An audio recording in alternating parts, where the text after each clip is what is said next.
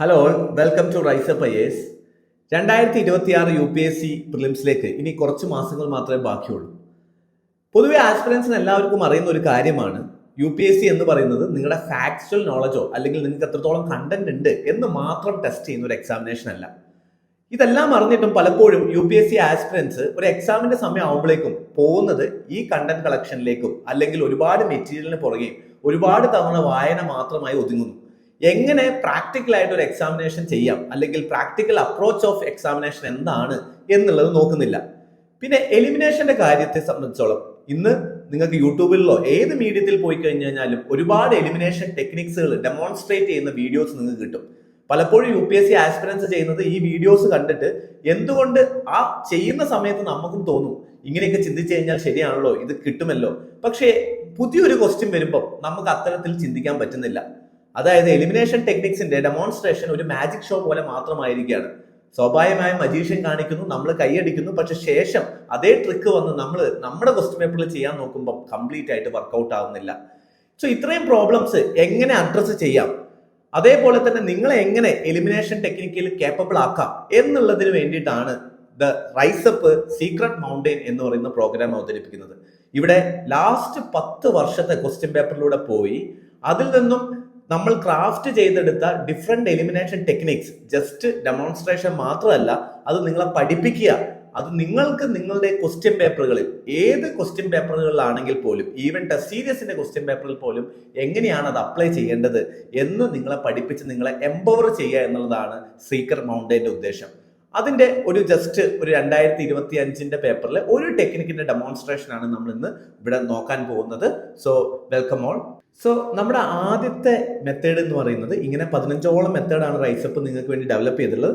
One is extremity trap. പൊതുവെ എല്ലാവരും പറയുന്നതാണ് എക്സ്ട്രീം സ്റ്റേറ്റ്മെന്റുകൾ നമുക്ക് ഒഴിവാക്കാം എന്നുള്ളത്. പക്ഷെ എല്ലാ എക്സ്ട്രീം സ്റ്റേറ്റ്മെന്റും ഒഴിവാക്കാൻ പറ്റുമോ? ഇല്ല. എല്ലായിടത്തും ഒള്ളിയും എല്ലായിടത്തും നോ കണ്ടു കഴിഞ്ഞാൽ ആ സ്റ്റേറ്റ്മെന്റ്സ് എല്ലാം തെറ്റാണ് എന്നുള്ളതല്ല അർത്ഥം. പക്ഷെ എങ്ങനെയാണ് അന്നേരം ഏത് സ്റ്റേറ്റ്മെന്റ് ആണ് നോ കാണുമ്പോൾ ഒഴിവാക്കേണ്ടത്, ഏത് സ്റ്റേറ്റ്മെന്റ് ആണ് എക്സ്ട്രീം കാണുമ്പോൾ ഒഴിവാക്കേണ്ടത് എന്ന് നിങ്ങൾ അറിഞ്ഞിരിക്കുമ്പോഴാണ് യഥാർത്ഥത്തിൽ നിങ്ങൾ നല്ലൊരു എലിമിനേഷൻ ചെയ്യാനുള്ള ടെക്നിക്സ് എംപവേർഡ് ആവുന്നത് എന്ന് പറയാം. അപ്പം ഇവിടെ എക്സ്ട്രീമിറ്റി ട്രാപ്പിൽ നിങ്ങൾക്ക് അറിയാം UPSC എന്ത് ചെയ്യുന്നു, വളരെ എക്സ്ട്രീം ആയിട്ടുള്ള സെന്റൻസ്, അതായത് UPSC പൊതുവെ മിഡിൽ പാത്ത് അല്ലാതെ വളരെ എക്സ്ട്രീം ആയ സെന്റൻസ് ആണ് പോകുന്നതെങ്കിൽ അത് UPSC ആസ്പിറൻസിനുള്ള ഒരു റെഡ് ഫ്ലാഗ് ആണ്. ഈ റെഡ് ഫ്ലാഗ് നിങ്ങൾ നോക്കിയിട്ട് നിങ്ങൾക്ക് ആ സ്റ്റേറ്റ്മെന്റ് എന്ത് ചെയ്യാം, എലിമിനേറ്റ് ചെയ്യാം എന്നുള്ളതാണ്. അതിനർത്ഥം ഞാൻ പറഞ്ഞതുപോലെ കോഷൻ എന്താണ്, എല്ലാ സ്റ്റേറ്റ്മെന്റും എന്തല്ല, എല്ലാ എക്സ്ട്രീം സ്റ്റേറ്റ്മെന്റും നിങ്ങൾക്ക് റോങ് ആണെന്ന് പറയാൻ പറ്റില്ല. അവിടെ എന്തൊക്കെ മാറ്റർ ചെയ്യുന്നുണ്ട്, ഇതുവരെയുള്ള UPSCയുടെ പാറ്റേൺ എന്താണെന്നുള്ളത് മാറ്റർ ചെയ്യുന്നുണ്ട്. അതേപോലെ തന്നെ കോണ്ടെക്സ്റ്റ് എന്താണ്, ആ ഒരു കോണ്ടെക്സ്റ്റിൽ ഇത് കറക്റ്റ് ആണോ, ഈ നോ കറക്റ്റ് ആണോ എന്നുള്ളത് മാറ്റർ ചെയ്യുന്നുണ്ട്. അതുപോലെ തന്നെ നിങ്ങളുടെ ഒരു subject basic knowledge. So elimination technique എന്ന് പറയുന്നത് ഒന്നും അറിയാത്ത ഒരാൾക്ക് ചെയ്യാനുള്ളത് മാത്രമല്ല, നിങ്ങൾക്ക് ഒരു ബേസിക് നോളജ് ഇതിന് റിക്വയർഡ് ആണ്. And first rule of elimination technique എന്ന് പറയുന്നത് know the requirement of UPSC എന്നുള്ളതാണ്. എന്തുകൊണ്ട് UPSC ഇത് ചോദിക്കുന്നു, അതല്ലെങ്കിൽ UPSC ഒരു പർട്ടിക്കുലർ ക്വസ്റ്റ്യനിൽ നിന്ന് എന്താണ് ഡിമാൻഡ് ചെയ്യുന്നത് എന്ന് നിങ്ങൾക്ക് മനസ്സിലാക്കണം.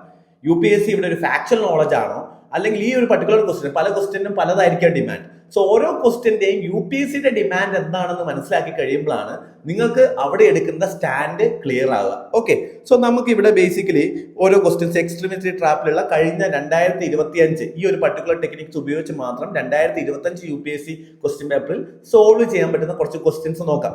ഇവിടെ നിങ്ങൾ എന്ത്, ഈ ക്വസ്റ്റ്യൻസ് ഒന്ന് ജസ്റ്റ് ഒന്ന് വായിച്ചു നോക്കുക.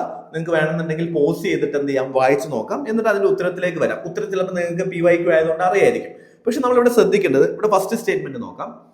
In India income from allied agricultural activities like poultry farming and wool rearing in rural areas is exempted from any tax. രണ്ടാം statement, in India rural agriculture land is not considered a capital asset under the provision of the income tax act 1961 എന്നുള്ളതാണ്. അപ്പൊ നമ്മൾ ഈ question ഇങ്ങനെ വായിച്ചു പോകുമ്പോൾ സ്വാഭാവികമായിട്ടും agriculture ഇൻകത്തിന് tax ഇല്ല എന്ന് പറയുന്നത് പൊതുവെ ഒരു കോമൺ സെൻസ് നോളജ് ആയിരിക്കും. പക്ഷെ UPSC എന്തുകൊണ്ടായിരിക്കും ഇങ്ങനെ ഒരു പർട്ടിക്കുലർ ക്വസ്റ്റ്യൻ ചോദിച്ചേ എന്നുള്ളതാണ് അല്ലെ. ഇപ്പം അഗ്രികൾച്ചർ ഇൻകത്തിന് ടാക്സ് ഇല്ല, അല്ലെങ്കിൽ നമ്മളിവിടെ എനി ടാക്സ് എന്ന് മാത്രം പറഞ്ഞതിന് ശേഷം നമ്മൾ ഇത് എലിമിനേറ്റ് ചെയ്യാൻ നോക്കി കഴിഞ്ഞു കഴിഞ്ഞാൽ ചിലപ്പം അതും നമുക്ക് എന്ത് ചെയ്യാൻ പറ്റും, ഒരു എക്സ്ട്രീം സ്റ്റേറ്റ്മെന്റ് ആണെന്ന് പറഞ്ഞിട്ട് എക്സെപ്റ്റഡ് ഫ്രം എനി ടാക്സ്, ഇത്രയും സാധനത്തിന് ഒരു ടാക്സും ഇല്ല എന്നുള്ള രീതിയിലാണ് ആ സ്റ്റേറ്റ്മെന്റ് വന്നത് എന്നുള്ളത് കൊണ്ട് തന്നെ നമുക്ക് വേണമെങ്കിൽ എന്ത് ചെയ്യാം, ആ സ്റ്റേറ്റ്മെന്റിനെ എലിമിനേറ്റ് ചെയ്യാം, ഫസ്റ്റ് സ്റ്റേറ്റ്മെന്റിനെ എലിമിനേറ്റ് ചെയ്യാം. പക്ഷെ നിങ്ങൾ നോക്കേണ്ട ഒരു കാര്യം, ഇവിടെ നോക്കിക്കേ, ഇവിടെ ഞാനിത് മാറ്റിയിട്ട് അലൈഡ് സെക്ടർ എന്ന് മാറ്റിയിട്ട് ഫ്രം അഗ്രികൾച്ചർ ആക്ടിവിറ്റി എന്ന് മാറ്റുന്നു, അല്ലെങ്കിൽ പോൾട്രി എന്ത് ചെയ്യുന്നു വൂളിംഗ് മാറ്റിയിട്ട് in India income from agriculture income is excepted from tax എന്ന് പറഞ്ഞു കഴിഞ്ഞാൽ ആ ഇൻകം ടാക്സ് എന്ന് പറഞ്ഞ ആ സ്റ്റേറ്റ്മെന്റ് ശരിയാണ്. അപ്പം അത് മാത്രമല്ല ഇവിടുത്തെ നമ്മൾ അല്ലെങ്കിൽ എക്സ്ട്രീം സ്റ്റേറ്റ്മെന്റ് എന്ന് പറയുന്നത് എക്സെപ്റ്റഡ് ഫ്രം എനി ടാക്സ് എന്നുള്ളത് കൊണ്ട് മാത്രമല്ല. ഇവിടെ എന്താ പറഞ്ഞിട്ടുള്ളത്? അലൈഡ് അഗ്രികൾച്ചർ ആക്ടിവിറ്റീസ് ആണെന്ന് പറഞ്ഞിട്ടുള്ളത്. അതായത് ഇന്ത്യയിൽ അഗ്രികൾച്ചർ ഇൻകത്തിന് എന്താണ് ടാക്സ് എക്സെപ്റ്റഡ് ആണെന്ന് നമുക്കറിയാം. പക്ഷെ എന്ത് പറഞ്ഞിട്ടുണ്ട് ഇവിടെ? Allied agriculture activity. Allied agriculture activity എന്ന് പറയുമ്പോൾ ഈ ലാൻഡിൽ നിന്ന്, അഗ്രികൾച്ചർ എന്ന് പറയുമ്പോൾ നമ്മൾ ക്രോപ്പിംഗ് അല്ലെ, നമ്മൾ എന്ത് ചെയ്യുന്നു, വിത്തിട്ട് നമ്മൾ ലാൻഡ്, അഗ്രികൾച്ചർ ലാൻഡിൽ നിന്ന് പ്രൊഡ്യൂസ് ചെയ്യുന്ന ഇൻകത്തിനെയാണ് നമ്മൾ അഗ്രികൾച്ചർ ഇൻകം എന്ന് വിളിക്കുക. അഗ്രികൾച്ചർ അലൈഡ് ആക്ടിവിറ്റി എന്ന് പറയുമ്പോൾ അതർ ദാൻ ക്രോപ്പിംഗ് അല്ലെങ്കിൽ അഗ്രികൾച്ചർ ഇൻകത്തിൽ നിന്ന് അതർ ഇൻകം വരുമ്പോൾ അതിനകത്ത് ടാക്സ് ഉണ്ടോ എന്നുള്ളതാണ്. അത് ഇവിടെ കൊടുത്ത പോൾട്രിയും വൂളിങ്ങും ഫാമിങ്ങും മാത്രമല്ല, അഗ്രികൾച്ചർ അലൈഡ് സെക്ടർ എന്ന് പറയുന്ന വലിയൊരു ലാർജ് സെക്ടറാണ്. ഈ ലാർജ് സെക്ടറിൽ അത്രയും വലിയ sectors, different type of farming വരുന്ന ഒരു സെക്ടറിൽ എല്ലാ സ്ഥലത്തും ടാക്സ് ഇല്ല എന്ന് പറയുന്നത് എന്താണ്? ഒരു എക്സ്ട്രീം സ്റ്റേറ്റ്മെന്റ് ആണ്. അപ്പൊ ഇവിടെ എന്തുകൊണ്ടാണ് ഇതൊരു എക്സ്ട്രീം സ്റ്റേറ്റ്മെന്റ് ആയി മാറിയത്? ടാക്സ് ഇല്ല എന്ന് പറയുന്നതുകൊണ്ട് മാത്രമല്ല, ഒരു ലാർജ് ബാസ്ക്കറ്റ് ഓഫ് സാധനത്തിൽ ടാക്സ് ഇല്ല എന്ന് പറയുന്നു. For example agriculture allied activity കുറേ ആക്ടിവിറ്റി ഉണ്ട്, ഇതിലെല്ലാത്തിനും ടാക്സ് ഇല്ല എന്നുള്ളതാണ് ബേസിക്കലി എന്ത് ചെയ്യുന്നത് ഈ സ്റ്റേറ്റ്മെന്റ് പറയുന്നത്. യഥാർത്ഥത്തിൽ എന്താണ്? ഇൻകം ഫ്രം അഗ്രികൾച്ചർ ആക്ടിവിറ്റിക്ക് മാത്രമേ ടാക്സ് എക്സംഷൻ ഉള്ളൂ. ഇനി ഒരു UPSCയുടെ ഒരു പാറ്റേൺ നോക്കി കഴിഞ്ഞു കഴിഞ്ഞാൽ നോർമലി UPSC ടാക്സ് എക്സെപ്റ്റഡ് ആണെന്ന് പറഞ്ഞ ഇവിടെയാണ് നമ്മൾ PYQ പഠിക്കേണ്ടതിന്റെ ഇമ്പോർട്ടൻസ്. UPSCയുടെ ഒരു പാറ്റേൺ തന്നെ നോക്കി കഴിഞ്ഞു കഴിഞ്ഞാൽ UPSC എവിടെയൊക്കെ ടാക്സ് എക്സെപ്റ്റഡ് ആണ് അല്ലെങ്കിൽ ടാക്സ് ഇല്ല എന്ന് പറയുകയാണെന്നുണ്ടെങ്കിൽ ആ സ്റ്റേറ്റ്മെന്റ് യൂഷ്വലി എന്താവാറുണ്ട്? തെറ്റാവാറുണ്ട്.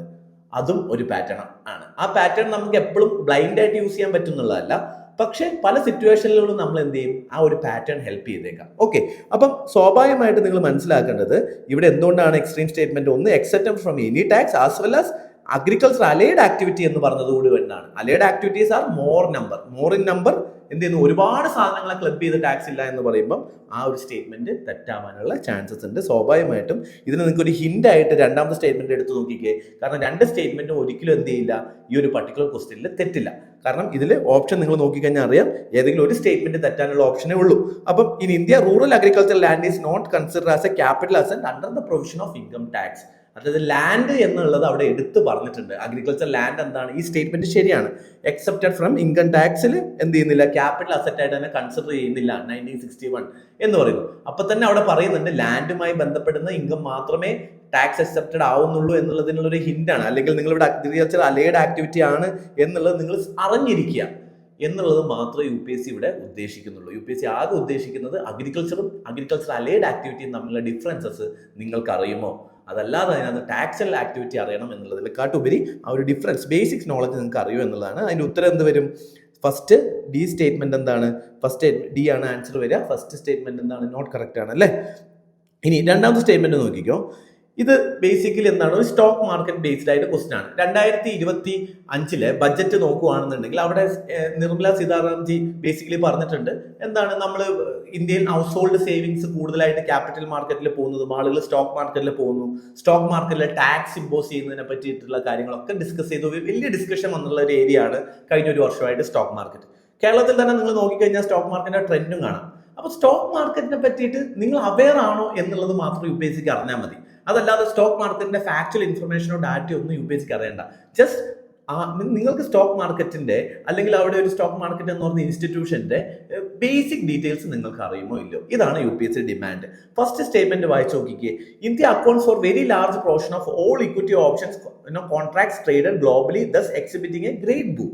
നമുക്കറിയാം കഴിഞ്ഞ ഒരു വർഷമായിട്ട് എല്ലാവരും സ്റ്റോക്ക് മാർക്കറ്റിലാണ് ഇഷ്യൂ ചെയ്യുന്നത്, നമ്മൾ വർക്ക് ചെയ്യുന്നത്. അപ്പോൾ സ്വാഭാവികമായിട്ട് ഒരു ഗെയിം മൂവ് ഉണ്ടായിരിക്കാം. ഇനി നിങ്ങൾക്ക് ഇത് അറിയില്ല എന്നുണ്ടെങ്കിലും കുഴപ്പമൊന്നുമില്ല, അത് അവിടെ ഇരുന്നോട്ടെ. കാരണം അത് വളരെ ജനറൽ സ്റ്റേറ്റ്മെന്റ് ആണ്.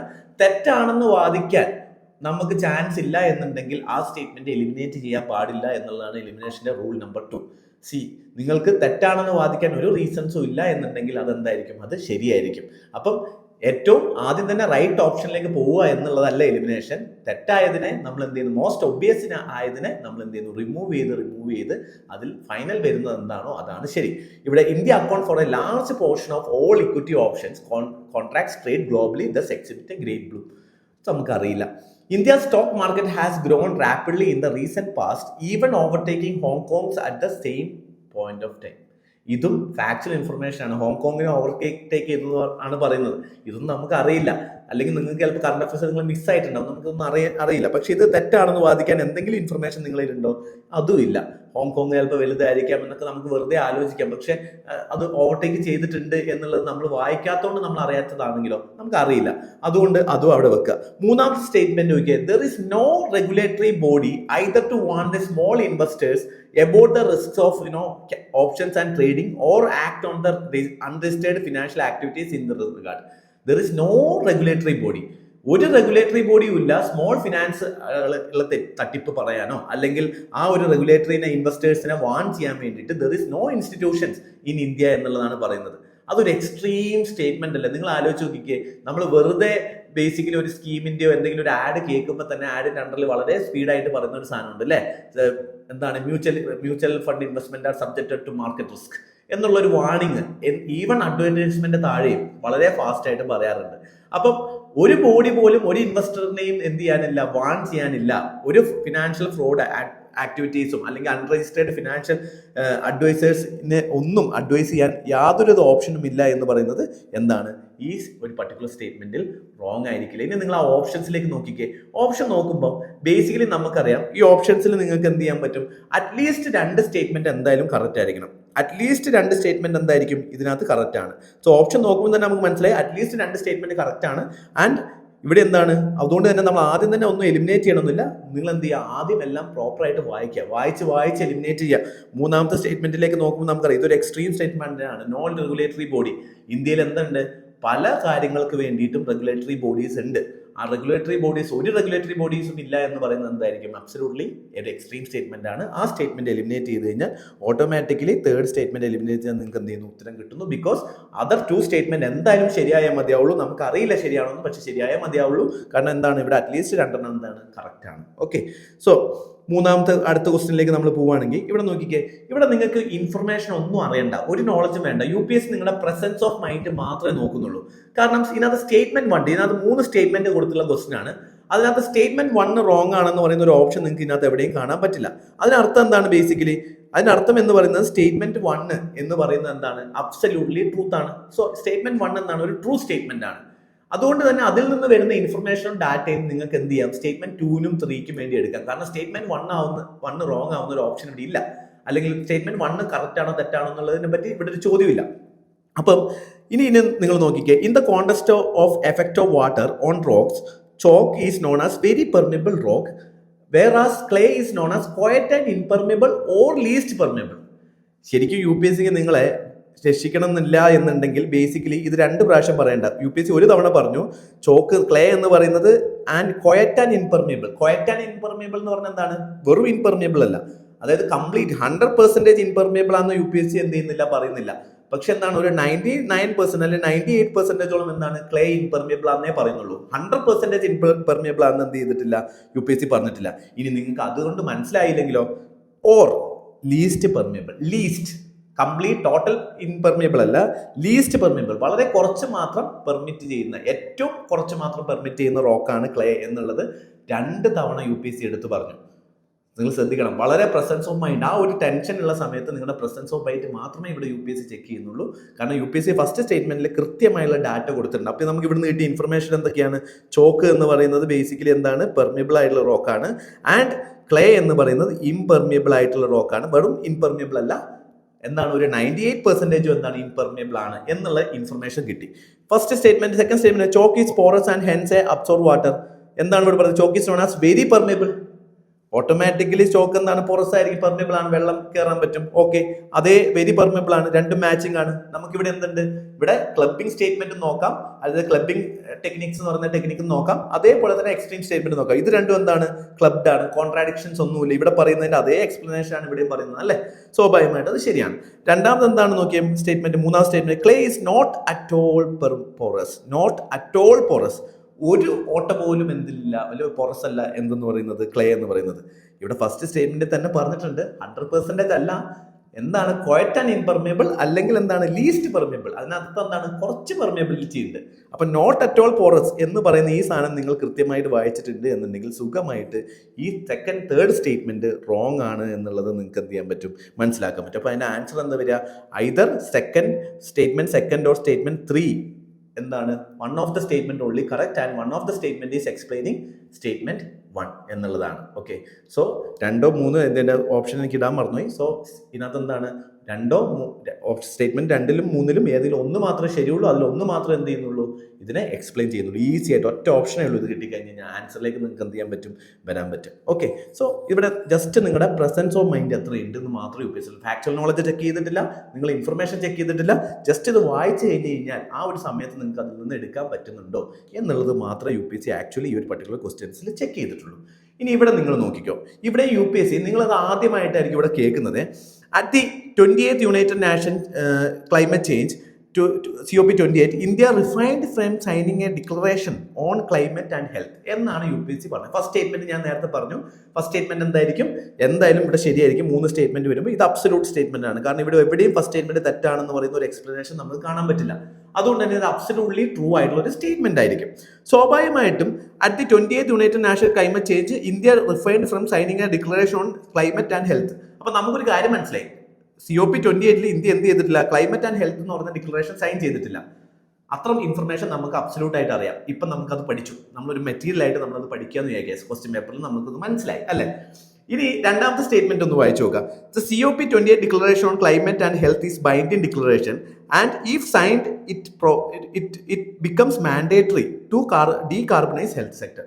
ഇത് സൈൻ ചെയ്ത് കഴിഞ്ഞ് കഴിഞ്ഞാൽ ഹെൽത്ത് സെക്ടർ മാൻഡേറ്ററി ആയിട്ട് എന്ത് ചെയ്യണം, ഡീകാർബണൈസ് ചെയ്യണം. പിന്നെ അവർ കൃത്യമായിട്ട് പറയുന്നുണ്ട് it is A binding. Okay, അതായത് എന്താണ്, COP28 ഈ ഡിക്ലറേഷൻ ബൈൻഡിങ് ആണ്, അതായത് ലീഗലി എൻഫോഴ്സിബിൾ ആയിരിക്കും, ബൈൻഡിങ് ഡിക്ലറേഷൻ ആണ് എന്നുള്ളതാണ് പറയുന്നത് അല്ലേ. സോ അതൊരു പർട്ടിക്കുലർ എന്താണ്, ഒരു റെഡ് ഫ്ലാഗ് ആണ്. ബൈൻഡിങ് ഡിക്ലറേഷൻ എന്നൊക്കെ പറയുന്ന ഒരു നെഗറ്റീവ് സ്റ്റേറ്റ്മെന്റ് ആണ്. പക്ഷെ അതുകൊണ്ട് മാത്രം നമുക്ക് നെഗറ്റീവ് സ്റ്റേറ്റ്മെന്റ് ആണെന്ന് ഞാൻ പറഞ്ഞ പോലെ ഒരു എക്സ്ട്രീം സ്റ്റേറ്റ്മെന്റ് ആണെന്ന് പറഞ്ഞ് ഒഴിവാക്കുന്നത് അത്ര ബുദ്ധിയുമല്ല. ചിലപ്പോൾ ബൈൻഡിങ് ആണെങ്കിലോ. അപ്പൊ നമുക്ക് വേറൊരു ഫാക്ടർ കൂടി വേണം ഇത് ചെക്ക് ചെയ്യാൻ വേണ്ടിയിട്ട്. If India's health sector is decarbonised, the resilience of its health care system may be compromised. കണ്ടോ, ടു മെനി പോസിബിലിറ്റീസ്, ജനറലൈസ്ഡ് ആണ്, മേ ബി കോംപ്രമൈസ്ഡ്. കോംപ്രമൈസ് ചെയ്യുന്ന ഉറപ്പ് ഒരിക്കലും UPSC പറഞ്ഞിട്ടില്ല. ഇതെന്തോ ഒരു മിഡിൽ പാത്ത് അല്ലേ, ചിലപ്പം കോംപ്രമൈസ് ആവാം, ചിലപ്പം കോംപ്രമൈസ് അല്ലാതാവാം. UPSC ഒരു സ്റ്റാൻഡ് എടുക്കുന്നില്ല മൂന്നാമത്തെ സ്റ്റേറ്റ്മെന്റിൽ. ഇതെന്തായിരിക്കാം, എപ്പോഴും ശരിയാവാനാണ് ചാൻസ്. കാരണം if India's health sector is decarbonised, resilience of health care may be, future അറിയില്ല, അത് ചിലപ്പോൾ ആവാം ചിലപ്പോൾ ആവാതിരിക്കാം. അബ്സല്യൂട്ട്ലി ശരിയാവാനായിരിക്കും ഈ സ്റ്റേറ്റ്മെന്റിന്റെ കാര്യം. കാരണം എന്താണ്, ടു മെനി പോസിബിലിറ്റീസ് ആണ് സ്റ്റേറ്റ്മെന്റിൽ അല്ലേ. അതിനകത്ത് ഒന്നും ഫ്യൂച്ചറിസ്റ്റിക് ആണ്, നമുക്ക് അറിയില്ല എന്താ ചെയ്യാൻ പറ്റുക, കാരണം നമ്മൾ ഡീകാർബണൈസ് ചെയ്ത് നോക്കിയിട്ടില്ല. അപ്പോൾ ചിലപ്പോൾ ആവും ചിലപ്പം ആവില്ല. ഇനി നിങ്ങൾ നോക്കിക്കേ, രണ്ടാമത്തെ സ്റ്റേറ്റ്മെന്റ് ഒന്നുകൂടി വായിച്ചു നോക്കുമ്പോൾ അതിനകത്ത് ഫസ്റ്റ് സ്റ്റേറ്റ്മെന്റ് നമ്മുടെ ഇൻഫർമേഷൻ ആണെന്ന് പറഞ്ഞു. ഇതിനകത്ത് കൃത്യമായിട്ട് പറഞ്ഞിട്ടുണ്ട് it is a declaration of climate and health. Declaration ആണോ ബൈൻഡിങ് ആയിട്ട് വരിക, കൺവെൻഷൻസ് ആണോ ബൈൻഡിങ് ആയിട്ട് വരിക? UPSC ഇത്രേ ചെക്ക് ചെയ്തിട്ടുള്ളൂ. UPSC ആകെ നോക്കിയത് ഒരു ഡിക്ലറേഷനും കൺവെൻഷനും തമ്മിലുള്ള ഡിഫറൻസ് നിങ്ങൾക്ക് അറിയോ? ഡിക്ലറേഷൻ എന്ന് പറഞ്ഞാൽ എന്താണ്, രണ്ടുപേര് സബ്മിറ്റ് കൂട്ടുന്നു, രണ്ടുപേരും എന്ത് ചെയ്യുന്നു. ഇപ്പൊ നമ്മളൊരു ബ്രിക്സ് വരുന്നു, ബ്രിക്സിൽ നമ്മൾ ഡിക്ലറേഷൻ, ഡൽഹി ഡിക്ലറേഷൻ ഇറക്കാറുണ്ട്. അതിന്റെ അർത്ഥം എന്താണ്, 3 പേര് വന്നൊരു ജോയിന്റ് സ്റ്റേറ്റ്മെന്റ് പറഞ്ഞ് 3 പേരും എന്ത് ചെയ്യുന്നു, സ്വമേധ അതിനകത്ത് കമ്മിറ്റഡ് ആവുന്നു. അത്രയേ ഉള്ളൂ ഡിക്ലറേഷൻ എന്ന് പറഞ്ഞു കഴിഞ്ഞാൽ. ഇതിനൊരു ലീഗൽ എൻഫോഴ്സബിലിറ്റി ഇല്ല. നാളെ ചെയ്ത് കഴിഞ്ഞില്ലെങ്കിലും വലിയ കുഴപ്പമൊന്നുമില്ല, ഡിക്ലറേഷൻ ആണ്. If it was A convention, if it is A convention ആയിരുന്നെങ്കിൽ അത് ലീഗലി ബൈൻഡിങ് ആയിരുന്നു. അതുകൊണ്ട് തന്നെയാണ് ആ term declaration is very important. നിങ്ങൾ നോക്കിക്കേ, ഇവിടെ സൈൻഡ് എ ഡിക്ലറേഷൻ എന്നാണ് UPSC പറഞ്ഞത്. സ്വാഭാവികമായിട്ടും സൈൻഡ് എ ഡിക്ലറേഷൻ എന്ന് പറയുന്നത് ഞാൻ പറഞ്ഞു എന്താണ്, ജസ്റ്റ് ജോയിന്റ് സ്റ്റേറ്റ്മെന്റ് പോലെയുള്ളൂ. അതിനകത്ത് ബേസിക്കലി എന്താ, താല്പര്യമുള്ളവർക്ക് ജോയിൻ ചെയ്യാം, താല്പര്യമില്ലാത്തവർ ചെയ്തില്ലെങ്കിൽ, ജോയിൻ ചെയ്തില്ല എന്നുണ്ടെങ്കിലും ബേസിക്കലി എന്ത് ചെയ്യുന്നു, നമ്മളൊരു വാക്ക് പാലിച്ചില്ല എന്നേ വരുള്ളൂ. ലീഗൽ എന്തല്ല, ബൈൻഡിങ് അല്ല. സ്വാഭാവികമായിട്ടും ഒരു ഡിക്ലറേഷൻ ബൈൻഡിങ് ആവില്ല. ആൻഡ് COP28 അതൊരു ഫാക്ടർ. ഇനി വേണം ഇങ്ങനെ ആലോചിക്കാം, നമ്മളിപ്പോൾ പൊതുവേ COPന്റെ അണ്ടറിൽ എന്താണ്, even after Paris climate agreement തൊട്ട് എല്ലാം എന്താണ്, നോൺ ബൈൻഡിങ് ടാർഗറ്റ്സ് ആണ്. ബിക്കോസ് നോട്ട് ലീഗലി എൻഫോഴ്സിബിൾ ടാർഗറ്റ്സിനെയാണ് ബേസിക്കലി നമ്മൾ എന്ത് ചെയ്യാറുള്ളത്, ഇപ്പം പ്രൊമോട്ട് ചെയ്യുന്നത് ഇന്റർനാഷണൽ അരീനയിൽ. അതൊരു ഇന്റർനാഷണൽ ട്രെൻഡാണ് ഇപ്പോഴത്തെ. ഇനി അതല്ലെങ്കിൽ പോലും എന്താണ്, it is a declaration. Since it is a declaration you can simply avoid that it won't be binding ആണ് എന്ന് പറയുന്ന ഒരു എക്സ്ട്രീം സ്റ്റേറ്റ്മെന്റ് ആണ് എന്നുള്ളത് കൊണ്ട് നിങ്ങൾക്ക് അതിനെ ഒഴിവാക്കാം. ഓക്കെ, സോ ആൻസർ എന്തായിരിക്കും, only one of the statement 2 and 3 are correct and that explain statement 1. Okay, ഇനി ഇവിടെ നോക്കിയേ, ഇവിടെ ബേസിക്കലി നിങ്ങൾക്ക് അത്യാവശ്യം അറിയാം എല്ലാം എക്സ്ട്രീം സ്റ്റേറ്റ്മെന്റ് ആണ് അല്ലേ. All type of unmanned aerial vehicles can do vertical landing. And all type of UAV can be or do automated hovering. All type of UAV can use battery only as a source of power supply. So ഇവിടെ എല്ലാം പറയുന്നത് എല്ലാ ടൈപ്പും unmanned aerial vehicles, ഇപ്പോൾ drones പോലെയുള്ള അല്ലെങ്കിൽ unmanned aerial വെഹിക്കിൾസിലെ എല്ലാ സാധനത്തിനും എന്ത് ചെയ്യാൻ പറ്റും, വെർട്ടിക്കൽ ലാൻഡിങ് ചെയ്യാൻ പറ്റും എന്നാണ് പറയുന്നത്. ഹൊറിസോണ്ടൽ ലാൻഡിങ് അല്ല, വെർട്ടിക്കൽ ലാൻഡിങ് ചെയ്യാൻ പറ്റും. എല്ലാത്തിനും ഓട്ടോമാറ്റിക് ഹോവറിങ് ചെയ്യാൻ പറ്റും. എല്ലാത്തിനും എന്ത് ചെയ്യാൻ പറ്റും, ബാറ്ററി സപ്ലൈ ചെയ്യും. ഇവിടുത്തെ പ്രോബ്ലം എന്താണ്, നമുക്ക് പറ്റുമോ ഇല്ലോ എന്നുള്ളത് ശരിക്കും പറഞ്ഞാൽ നമുക്ക് അറിയില്ല. പക്ഷെ പ്രശ്നം എന്താണ്, ഇവിടെ നിങ്ങൾ നോക്കുന്നത് എന്താണ്, ഇവിടെ എക്സെപ്ഷൻസ് ഇല്ല അല്ലെ. ഫോർ എക്സാമ്പിൾ ഒരു ഡ്രോൺ അല്ലെങ്കിൽ ഒരു അൺമാരിഡ് ഏരിയൽ വെഹിക്കിളിന് വെർട്ടിക്കൽ ലാൻഡിങ് ചെയ്യാൻ പറ്റിയിട്ടില്ല എന്നുണ്ടെങ്കിൽ സ്വാഭാവികമായിട്ട് ഈ സ്റ്റേറ്റ്മെന്റ് തെറ്റായി. ഒരെണ്ണം ലോകത്തുള്ള ഇത്രയും എണ്ണത്തിൽ ഒരെണ്ണം എന്ത് ചെയ്യാൻ പറ്റുന്നില്ല, ഓട്ടോമേറ്റഡ് ഹോവറിംഗ് ചെയ്യാൻ പറ്റുന്നില്ലെങ്കിൽ ഈ സ്റ്റേറ്റ്മെന്റ് തെറ്റായി. ഇത് എന്ത് ചെയ്യുന്നു, അബ്സല്യൂട്ട് സ്റ്റേറ്റ്മെന്റ് ആണ്. അബ്സല്യൂട്ടിസം ആണ് ഇവിടെ പറയുന്നത്. അബ്സല്യൂട്ട്, സീറോ, എക്സ്ട്രീം സ്റ്റേറ്റ്മെന്റ് ആണ്. Too much extreme statement.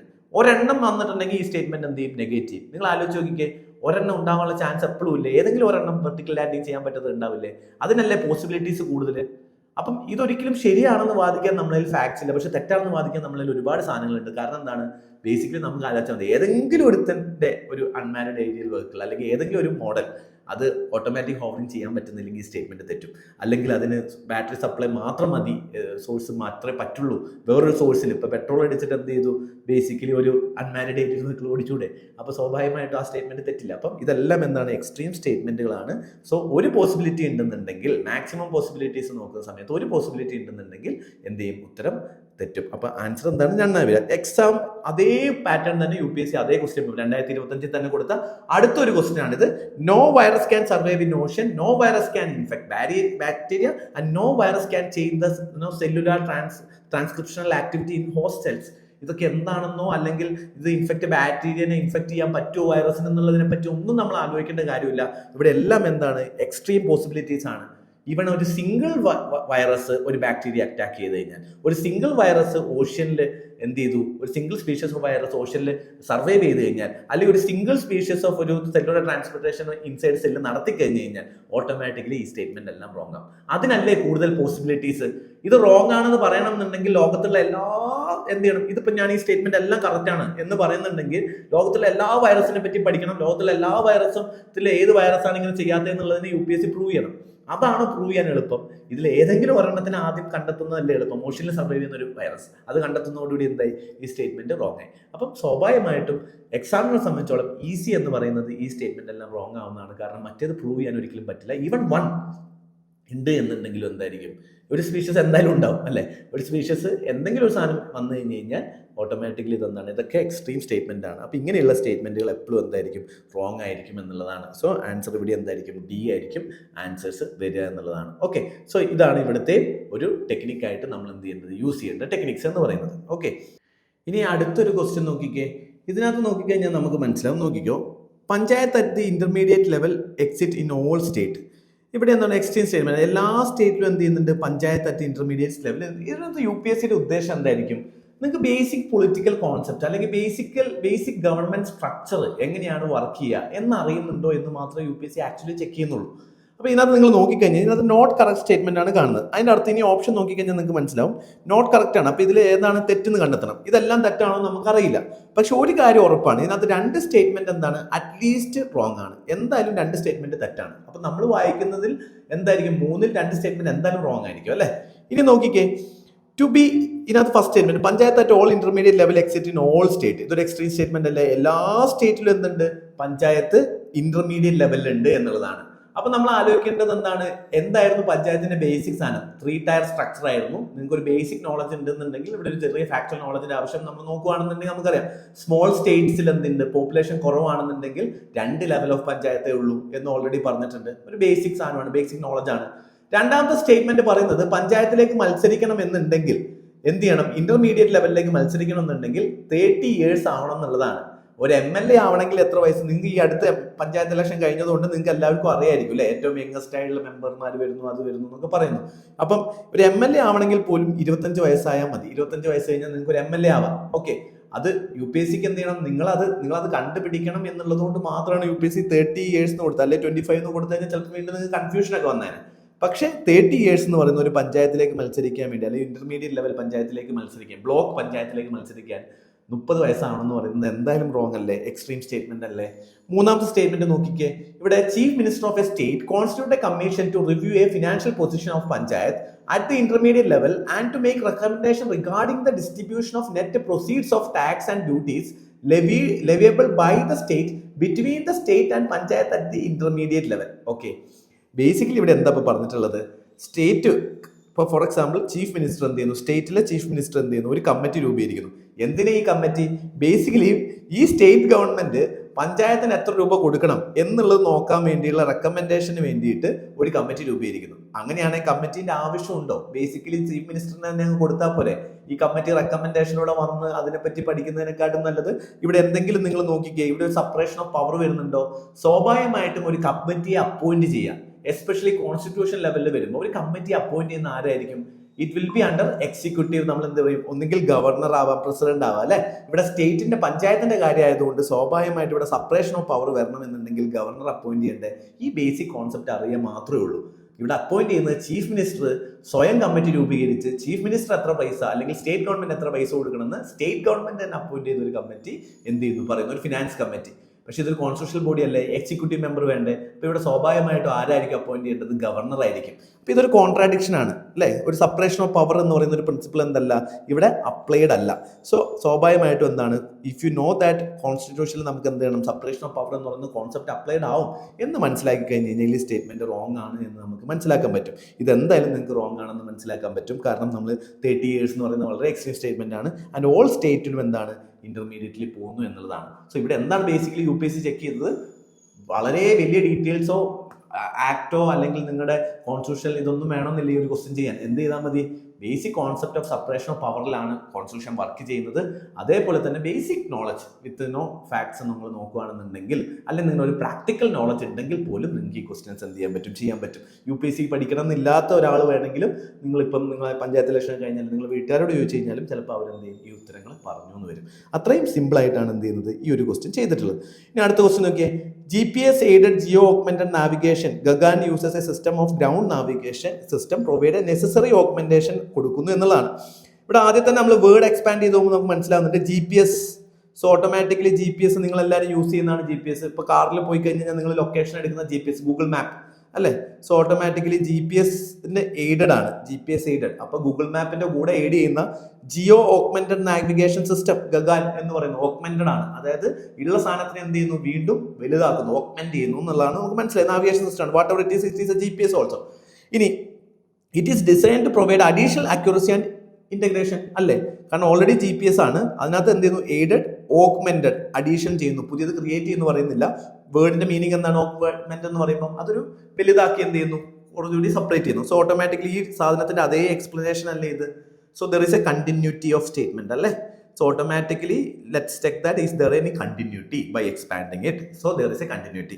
Second, it will allow more uniform and high quality air traffic management. ആയിക്കോട്ടെ, കാരണം എന്താണ്, ജിയോ നാവിഗേഷൻ സിസ്റ്റം ആണ്, എയർ ട്രാഫിക് യൂണിഫോമിറ്റി ആവും. മോർ എന്നേ പറഞ്ഞിട്ടുള്ളൂ, ഒരു അബ്സല്യൂട്ട് സ്റ്റേറ്റ്മെന്റ് അല്ല. കൃത്യമായിട്ട് ഫാക്ച്വലി എന്ത് ചെയ്യുന്നില്ല, ഇത്ര കൂടും അത്ര കൂടുന്നല്ല, കുറച്ചുകൂടി ഉള്ളതിനെക്കാട്ടും ബെറ്റർ ആവും.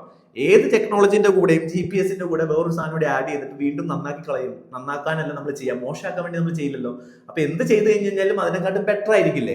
സോ കുറച്ചുകൂടി എന്തായിരിക്കും, ആക്യുറേറ്റ് ആയിരിക്കും, കുറച്ചുകൂടി ബെറ്റർ ആയിരിക്കും എന്നുള്ളതും ഒരു എന്താണ്, കോമൺ സ്റ്റേറ്റ്മെന്റ് ആണ്. നമുക്ക് ഈസി ആയിട്ട് എന്ത് ചെയ്യാൻ പറ്റും, അത് കറക്റ്റ് ചെയ്യാൻ പറ്റും. It will provide benefits only in aviation but not in other modes of transportation. GPS നമ്മൾ എന്ത് ചെയ്യുന്നത്, കാറിൽ ഉപയോഗിക്കുന്ന, നമ്മൾ കയ്യിൽ ഉപയോഗിക്കുന്ന GPS ഒരു നാവിഗേഷൻ സിസ്റ്റം ആണെന്ന് പറയുന്നു.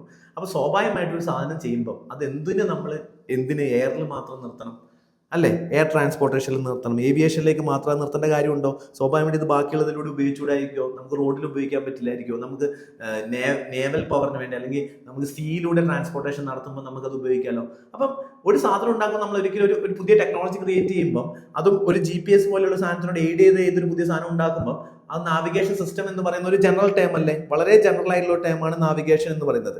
ഈ ജനറൽ ടേമിന്റെ ഉത്തരം എന്തുകൊണ്ട് സ്പെസിഫിക് ആവണം? ഒരിക്കലും സ്പെസിഫിക് ആവില്ല. അതെന്ത് തന്നെയായിരിക്കും, ജനറൽ തന്നെയായിരിക്കും. അതേപോലെ തന്നെ ഇതെന്താണ് GPS എയ്ഡഡ് ആണ്. അപ്പോൾ കോമൺ സെൻസിൽ നോക്കുവാണെങ്കിൽ പല ഫാക്ടേഴ്സ് നിങ്ങൾ വെച്ച് നോക്കുവാണെങ്കിൽ ജനറൽ ടു ജനറൽ പ്രിൻസിപ്പിൾ നോക്കുവാണെങ്കിലും അതെന്താണ് ജനറൽ ടു സ്പെസിഫിക് ആണ് തേർഡ് സ്റ്റേറ്റ്മെന്റ്, അത് തെറ്റായിരിക്കും. ഇനി അതല്ല GPS വെച്ച് നിങ്ങൾ കോമൺ സെൻസ് അതിനെ നോക്കുവാണെങ്കിൽ ഒരു നാവിഗേഷൻ സിസ്റ്റം ടെക്നോളജി ഉണ്ടാക്കുമ്പോഴും ഈ തേർഡ് സ്റ്റേറ്റ്മെന്റ് റോങ് ആയിരിക്കും. ആൻഡ് സോ തേർഡ് സ്റ്റേറ്റ്മെന്റിന് നമുക്ക് എന്ത് ചെയ്യാം, ഒഴിവാക്കി കളയാം. ഇത് രണ്ടും റോങ് ആണെന്ന് പറയാൻ വേണ്ടിയിട്ട് ഇവിടെ ഒരു അബ്സല്യൂട്ട് സ്റ്റേറ്റ്മെന്റുകളില്ല. വളരെ ജനറൽ ആയിട്ടുള്ള ഉള്ളതിനെക്കാട്ടും ഇമ്പ്രൂവ് ആവും എന്ന് മാത്രമേ ഈ സ്റ്റേറ്റ്മെന്റുകൾ പറയുന്നുള്ളൂ. സ്വാഭാവികമായിട്ട് ഈ സ്റ്റേറ്റ്മെന്റ് എന്തായിരിക്കും, കറക്റ്റ് ആയിരിക്കും. സോ ആൻസർ എന്തായിരിക്കും, 1 and 2 എന്നുള്ളതായിരിക്കും ആൻസർ വരുന്നത്. ഓക്കെ, ഇവിടെയും നമ്മൾ എലിമിനേഷൻ ടെക്നിക്കിലൂടെ തന്നെ നമുക്ക് എന്ത് ചെയ്യാം, എക്സ്ട്രീം സ്റ്റേറ്റ്മെന്റുകൾ മാത്രം എലിമിനേറ്റ് ചെയ്ത് കഴിഞ്ഞാൽ നമുക്ക് ഉത്തരത്തിലേക്ക് എത്താൻ പറ്റും. ഓക്കെ, സോ ഇതുവരെ നമ്മൾ കണ്ടത് UPSCയിൽ 2025 മാത്രം ചോദിച്ചിട്ടുള്ള ഈ എക്സ്ട്രീം എലിമിനേഷൻ വേർഡ്സ് അല്ലെങ്കിൽ എക്സ്ട്രീം വേർഡ്സുകൾ ഉപയോഗിച്ച് നമ്മൾ എങ്ങനെ എലിമിനേറ്റ് ചെയ്താൽ പറ്റുന്ന ക്വസ്റ്റ്യൻസ് ആണ്. ഇനിയും ഒരു 3-4 ക്വസ്റ്റ്യൻസ് കൂടി ഉണ്ട്. സമയത്തിന്റെ പരിമിതി കാരണം ഞാനത് കാണിക്കുന്നില്ല, മറ്റു വീഡിയോകളിൽ കാണിക്കാം. അപ്പൊ ഇവിടെ പറഞ്ഞു വന്നത് ബേസിക്കലി ഒരു 1 ടെക്നിക്ക് ഉപയോഗിച്ചിട്ട് ഇവിടെ എക്സ്ട്രീം സ്റ്റേറ്റ്മെന്റ് എലിമിനേറ്റ് ചെയ്യാൻ എല്ലാവരും പറയും. പക്ഷേ എല്ലാ എക്സ്ട്രീം സ്റ്റേറ്റ്മെന്റും റോങ് അല്ലേ? അത് ഞാൻ പറഞ്ഞു. അപ്പൊ നമ്മൾ എങ്ങനെയാണ് ആ എക്സ്ട്രീം സ്റ്റേറ്റ്മെന്റ്, എവിടെയാണ് ഇത് എക്സ്ട്രീം ആവുന്നത് എന്നുള്ളത് കോണ്ടെക്സ്റ്റ് ബേസ്ഡ് ആയിട്ടും നമ്മുടെ ബേസിക് നോളജ് ആയിട്ടും ഒക്കെ നമ്മൾ ചെക്ക് ചെയ്യണം. ഈ ബേസിക് നോളജും NCERT നോളജും ഇല്ലാതെ നിങ്ങൾക്ക് എലിമിനേഷൻ കംപ്ലീറ്റ് ആയിട്ട് വർക്ക് ചെയ്യേയില്ല. അപ്പൊ തെറ്റി പോകാനാണ് ചിലപ്പോൾ കൂടുതൽ ചാൻസ് കൂടുതൽ. അപ്പൊ വൺസ് അത് കഴിഞ്ഞ് കഴിഞ്ഞാൽ പിന്നീട് വേണ്ടത് ജസ്റ്റ് ഇത് ചെയ്യുക എന്നുള്ളത് മാത്രമല്ല, നിങ്ങൾ ഇത് എങ്ങനെ ചിന്തിക്കണം എന്നുള്ളൊരു പാത്ത് ഡെവലപ്പ് ചെയ്യുക എന്നുള്ളത് കൂടിയാണ് നമ്മൾ എന്ത് ചെയ്യുന്നത്, ഇവിടെ ചെയ്യുന്നത്. അതുകൊണ്ട് നമ്മളിത് ജസ്റ്റ് നിങ്ങളെ കാണിച്ചു തരില്ല. നമ്മുടെ സീക്രട്ട് മൗണ്ടൈൻ എന്ന് പറയുന്ന ഒരു 10 days പ്രോഗ്രാമാണ്. ഈ 10 days പ്രോഗ്രാംസിൽ ഓരോ ദിവസവും പല ടെക്നിക്സ് 15+ ടെക്നിക്സുകളാണ് നമ്മൾ ഡെവലപ്പ് ചെയ്തത്. ആ 15+ ടെക്നിക്സുകൾ നിങ്ങൾ ഓരോ ദിവസങ്ങളിലും ഇരുന്നിട്ട് നിങ്ങളെ പ്രാക്ടീസ് ചെയ്യിപ്പിച്ച് അതിന്റെ ബേസ് ചെയ്തിട്ടുള്ള പ്രാക്ടീസ് ക്വസ്റ്റ്യൻസും അതിന്റെ ബേസ് ചെയ്തിട്ടുള്ള കഴിഞ്ഞ ഒരു 10 വർഷത്തെ PYQ plus another additional questions കൂടി നിങ്ങൾ എന്ത് ചെയ്യുന്നു, നിങ്ങളെ കൊണ്ട് തന്നെ ആ ടെക്നിക്സ് അപ്ലൈ ചെയ്ത് പഠിപ്പിക്കുക എന്നുള്ളതാണ് ബേസിക്കലി സീക്രട്ട് മൗണ്ടൈൻസിന്റെ ഒരു പ്രത്യേകത എന്ന് പറയുന്നത്. സോ ഇതിനകത്ത് ബേസിക്കലി കോഴ്സിന്റെ ഡീറ്റെയിൽസ് നോക്കുവാണെങ്കിൽ 15 എലിമിനേഷൻ ടെക്നിക്സ് ഉണ്ട്, 10 year PYQ, UPSC പാറ്റേൺസ് നമ്മൾ ഡീകോഡ് ചെയ്യുന്നു. And it is a completely not an elimination ടെക്നിക്കിന്റെ ഒരു ഡെമോൺസ്ട്രേഷൻ അല്ല, it is a pedagogy. So we have a course, systemized course in which we will be training and empowering you to eliminate in the future question, not just UPSC question. ഏത് question വന്നു കഴിഞ്ഞാലും ഏത് രീതിയിൽ ചിന്തിക്കണം എന്നുള്ളൊരു capability enhancement അല്ലെങ്കിൽ upskilling course ആണ് basically എന്ത് ചെയ്യുന്നത്, സീക്രട്ട് മൗണ്ടൈൻ എന്ന് പറയുന്നത്. Why it is secret mountain?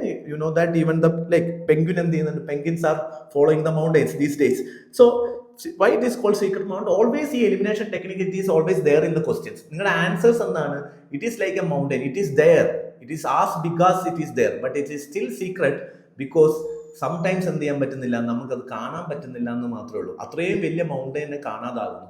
So it's a secret mountain. So നമ്മൾ ആ secret mountain കോഴ്സിലൂടെ we try to climb into the success of UPSC prelims. So if you are interested to join the secret mountain course, you can contact us on 9633133312. So അതിന് താല്പര്യമുള്ള ആളുകൾക്ക് join ചെയ്യാം. So I hope you guys are understood and like the video. നിങ്ങൾക്ക് ഇഷ്ടപ്പെട്ടെങ്കിൽ subscribe ചെയ്യുക. ഈ video നിങ്ങളുടെ fellow ആസ്പിറൻസിന് വേണ്ടിയിട്ട് ഷെയർ ചെയ്ത് കൊടുക്കുക. And thank you so much for watching.